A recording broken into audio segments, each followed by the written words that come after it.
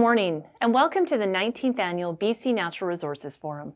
We're delighted that you could join us today through this virtual format. I'm Sarah Weber, Chair of the Forum Advisory Committee and President and CEO of C3 Alliance Corp.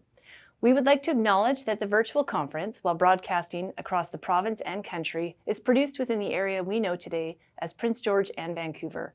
The studios are located on the traditional territories of Lheidli First Nation and the Musqueam, Squamish, and Tsleil-Waututh Nations, respectively. We honor their language, culture, and history.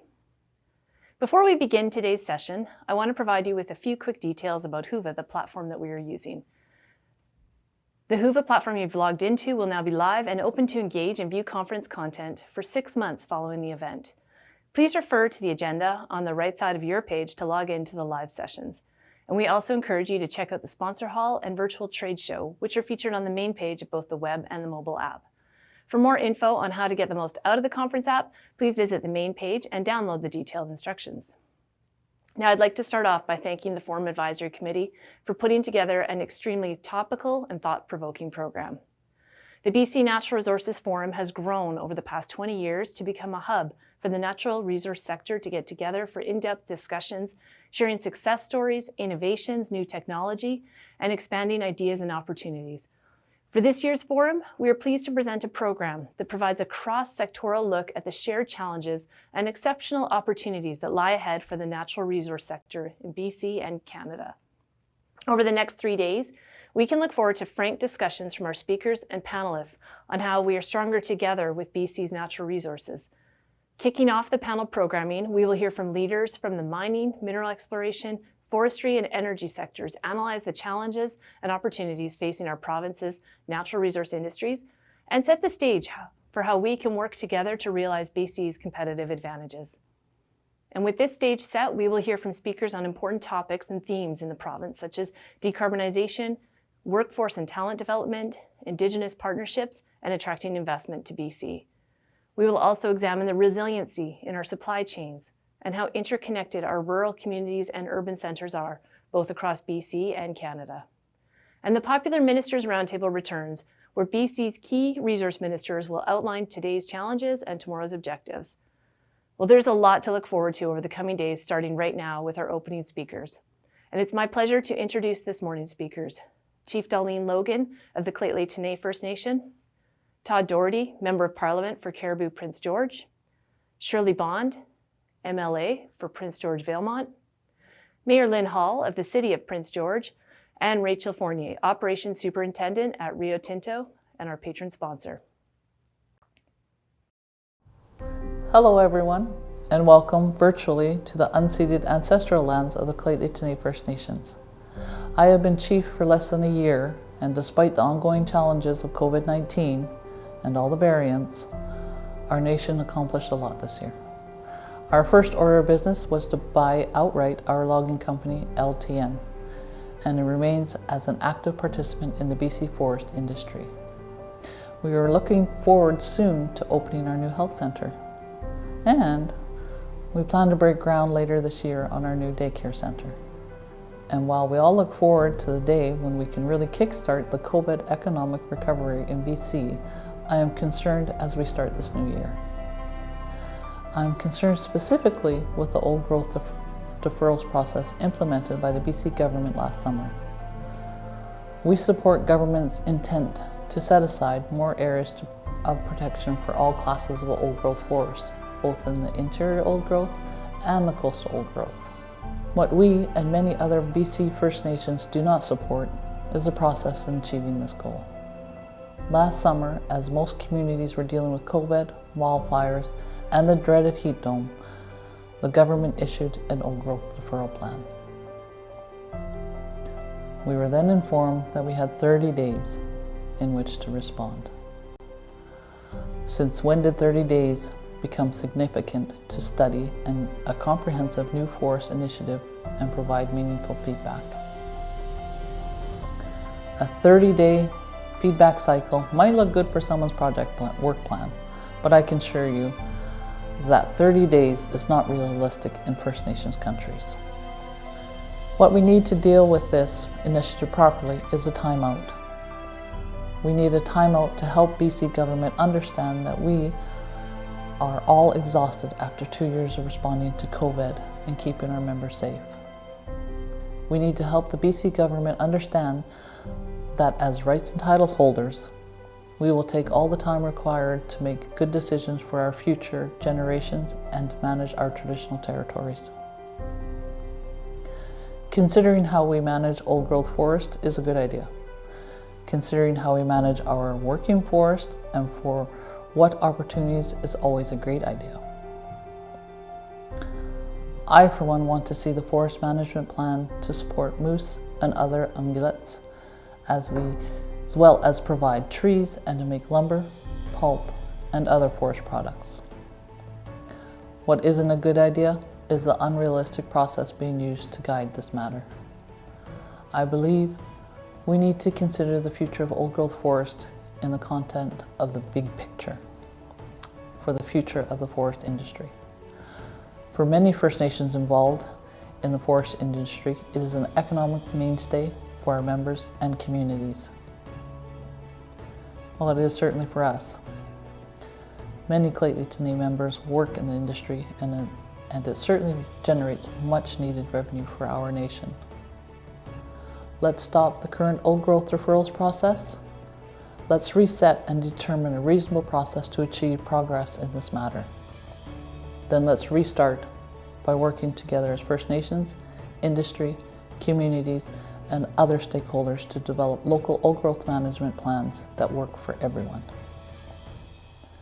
Have a wonderful BC's Natural Resource Forum and stay safe. I truly hope that we see you all here in Prince George for next year's forum in person. Thank you.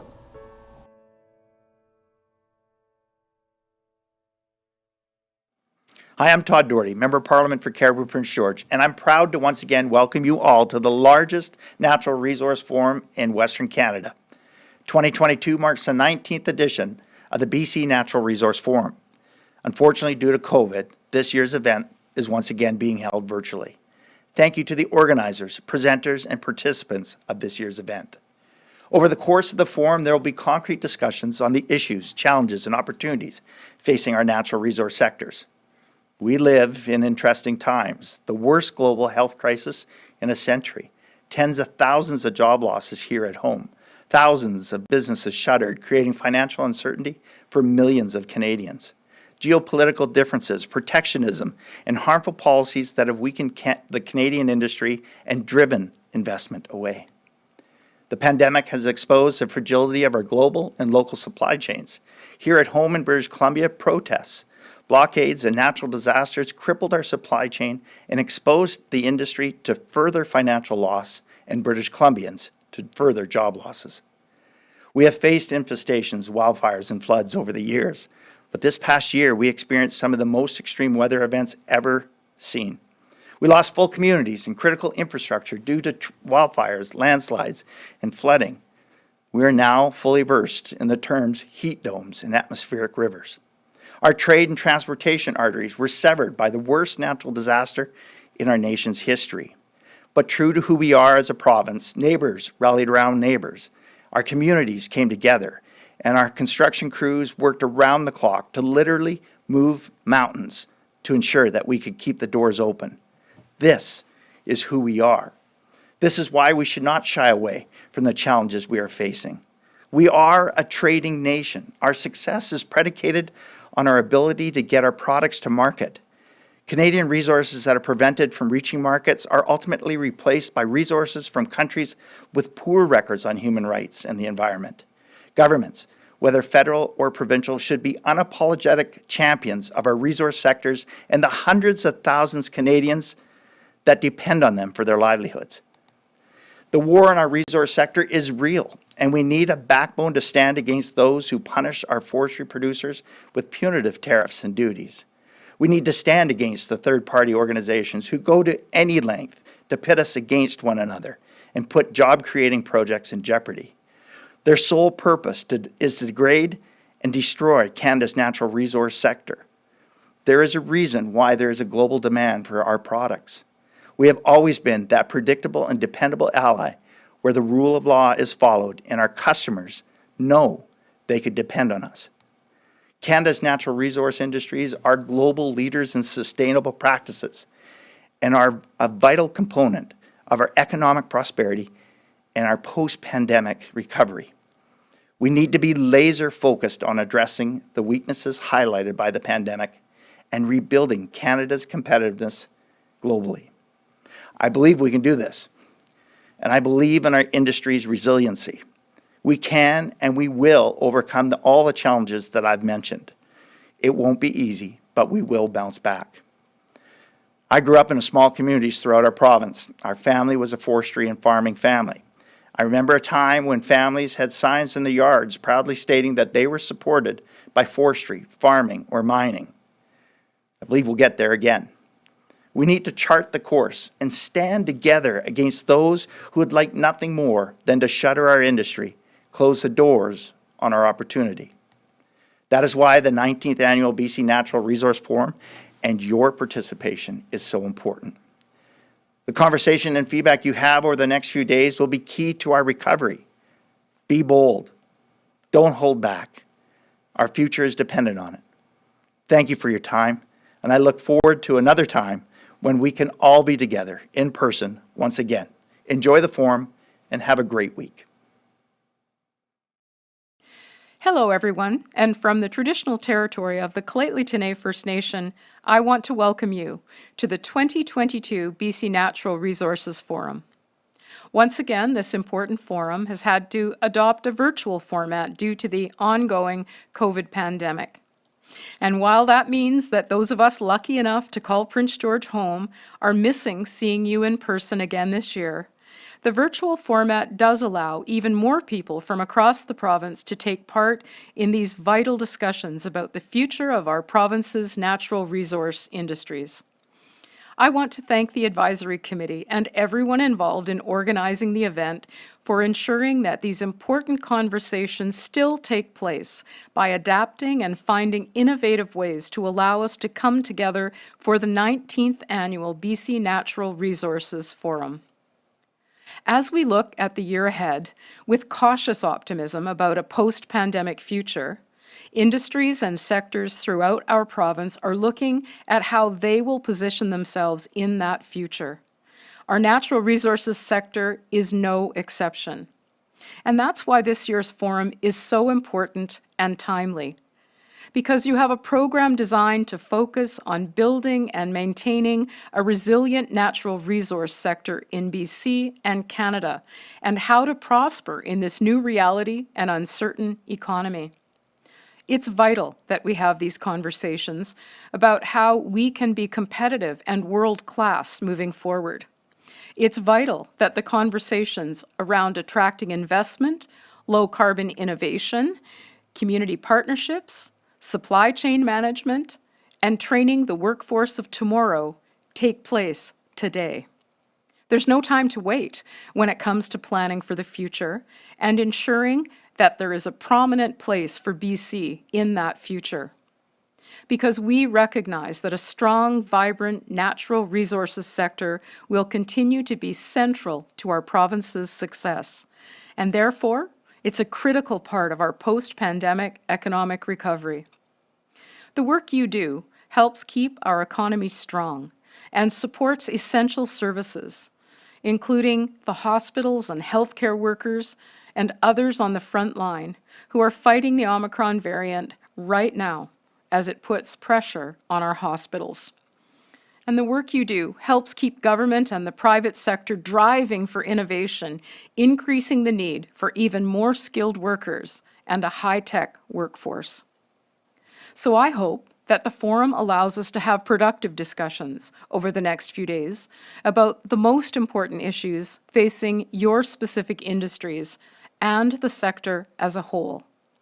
Please know that the official opposition caucus and our team will be engaged and looking forward to working with you in the coming year. We recognize the important role that the natural resources sector plays in our province, and we will do our very best to understand the issues and the opportunities that will undoubtedly be discussed during this year's forum. thank you for playing such a pivotal role in our province.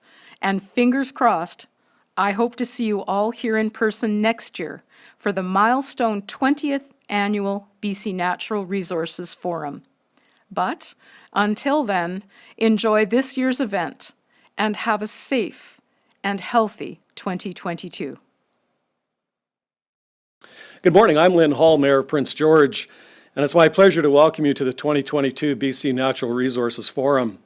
I'm speaking to you today from Blake Production Studio in Prince George on the traditional territory of the Lheidli Tinto. I was excited that we were going to be holding an in-person forum this year, but unfortunately here we are, back to our virtual program. As disappointing as it is not to be able to meet in person, the virtual forum last year was a huge success, and I know that this year's forum will be just as successful. This forum is one of the most high-profile natural resource conferences in Canada, typically attracting over 1,000 delegates, including CEOs, elected officials, and experts involved with Canada's natural resource industries. The fact that Prince George is the forum's long-established host reinforces our role as a center of growing and progressive resource development. With billions of dollars in major projects proposed and under construction in central and northern BC, Prince George is and will continue to be an important provider of labor, supplies, technology, expertise, and innovation for all resource sectors. Prince George is home to numerous mining supply companies that provide more than $250 million worth of materials, goods, and services to BC mines and smelters. Prince George's location at the intersection of Highway 16 and 97, as well as its rail connectivity, make it an ideal location for manufacturing, distribution, transportation, and warehousing in support of the resource sector. Prince George is an important distribution center for current pipeline construction in northern BC that will deliver natural gas from Dawson Creek to a liquefied natural gas terminal in Kitimat. In addition, construction of the LNG Canada terminal in Kitimat provides significant opportunities for small to medium-sized contractors and suppliers. Prince George businesses are contributing transportation, professional and financial services, as well as supplies to this project. The founding industry of Prince George is forestry, and it continues to provide family-supporting jobs to hundreds of our residents, as well as sourcing services and supplies from local businesses. The strides that this industry has made to adapt and innovate over recent years impresses me continually. These examples from forestry, mining, and energy demonstrate Prince George's ability to foster diverse investments in the natural resource sectors. Let's not forget about the technology sector that plays an important role in the development of the resource sector and our overall economic development. Construction in our city is everywhere. In fact, as of 2021, we have surpassed $1 billion of building permit values over the past 5 years, and we expect that momentum to continue. The greatest percentage of the development that we are seeing in Prince George is driven by the private sector. Our economy is diversified and resilient, so where does that road ahead lead us? The pandemic continues to be a huge challenge for our local, provincial, and world economies, and from my perspective, municipalities are playing a key role along the resource sector in British Columbia COVID-19 economic restart. In northern BC, we are leading the economic restart for the province with the natural resource sector. The importance of our resource sector is highlighted in the City of Prince George's 2020-2025 Economic Development Strategy, which focuses on business growth within 5 areas: forestry, wood products, and bioproducts, transportation, warehousing, and e-commerce, manufacturing, professional services, engineering, environmental services, and resource management, construction, commercial, industrial, and residential. These areas are chosen because they are already strong components of our local economy. What is exciting is that the potential for growth and collaboration in these sectors is truly unlimited. Once again, welcome to the virtual BC Natural Resources Forum from Prince George. We hope you enjoy the forum, everyone. Thank you very much. Good morning. It's my pleasure to welcome you to the 19th Annual BC Natural Resources Forum. I'm Rachel Fournier, Superintendent for Kitimat and Camano. I'd like to acknowledge the Haisla Nation, Kitsillis, Kitsum-Kalim, and Gitgat Nations traditional territory where I'm located today at our BC Works smelter site in Kitimat.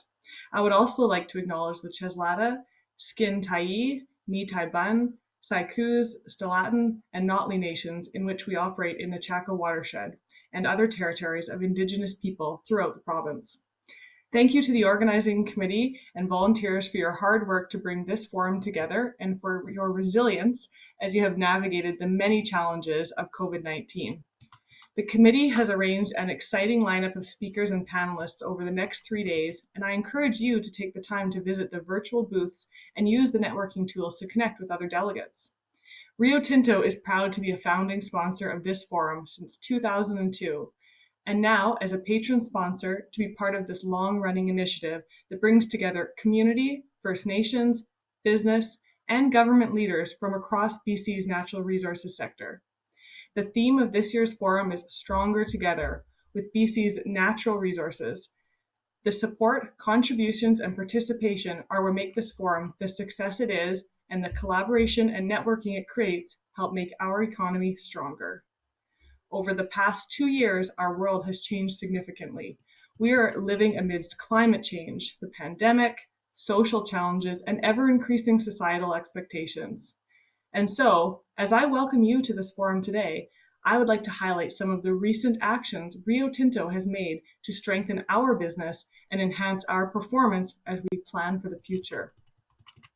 Ambitious targets are being set to combat climate change, and in order to be part of the solution, we need to decarbonize and are committing $7.5 billion across our operations of direct investments to lower emissions between 2002 and 2030. At the heart of our new business strategy is low carbon transition.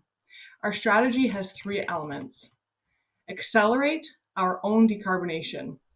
We will accelerate our own decarbonization, switching to renewable power, electrifying processes, and running electric mobile fleets. 2, we'll increase our investment in research and development. We will increase our investment in research and development to speed up the development of technologies that will enable our customers to decarbonize. Technology and partnerships have a key role to play. And lastly, prioritize commodities that are essential for the drive to net zero. This includes aluminum, copper, and lithium, as well as a variety of other critical materials. To bring our strategy to fruition, a culture where our people are empowered to be their best selves and drive change is critical. An inclusive workplace where everyone feels safe and respected is a top priority. Broadening our current values, a new set of values has been developed to include attributes essential to our future. These new values are care, courage, and curiosity. We act with care by prioritizing the physical and emotional safety and well-being of those around us. We act with courage by showing integrity, speaking up when something is not right, and taking decisive action when needed. We act with curiosity by inviting diverse ideas and collaborating to achieve more together than can be done alone.